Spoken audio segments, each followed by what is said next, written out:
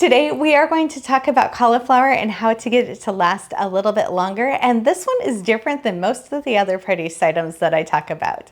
If you're just meeting me, my name is Amy Cross and this is the Cross Legacy, where I teach you how to save money on groceries.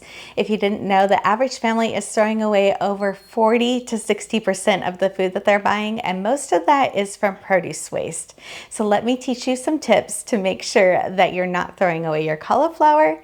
And I also have a best-selling book, the Zero Waste Produce Guide, that goes A through Z through 75 different produce items so you can save money on groceries. Now, cauliflower is one of the items that I do not wash when I bring it home, but I can still get it to stay fresh for a couple weeks.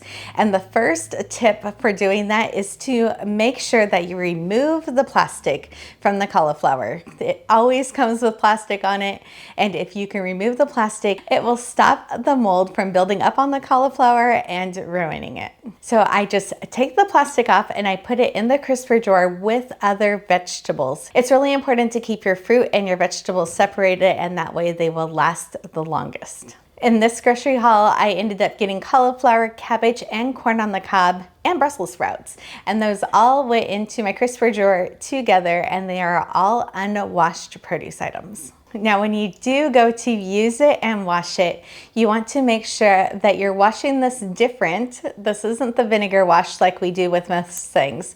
This is going to be with salt water, which will help kill any of the cabbage bugs that are also in cauliflower. You want to use 1 tablespoon of salt to 10 cups of a little bit of warm water, just so the salt dissolves. You want to make sure that the salt isn't like table salt that has the iodine in it. I normally use sea salt when I'm doing this. Kosher salt will also work, but normally, unless I forget, I try not to use Himalayan salt, which is normally in my salt grinder that I use all of the time.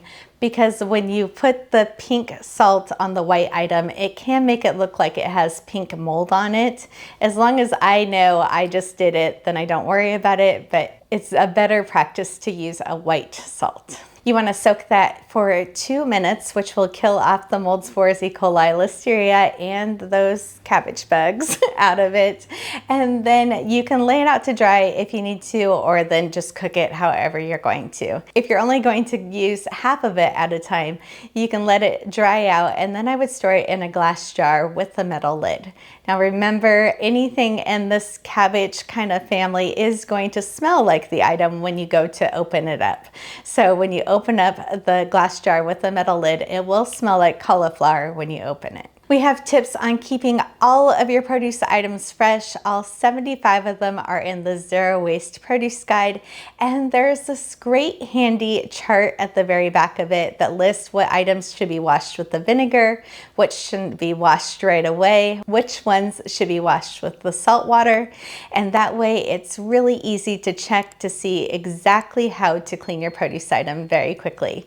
Make sure that you're checking out the Zero Waste Produce Guide. That and the meal planner is on a bundle deal in the description, and there's also a special discount code.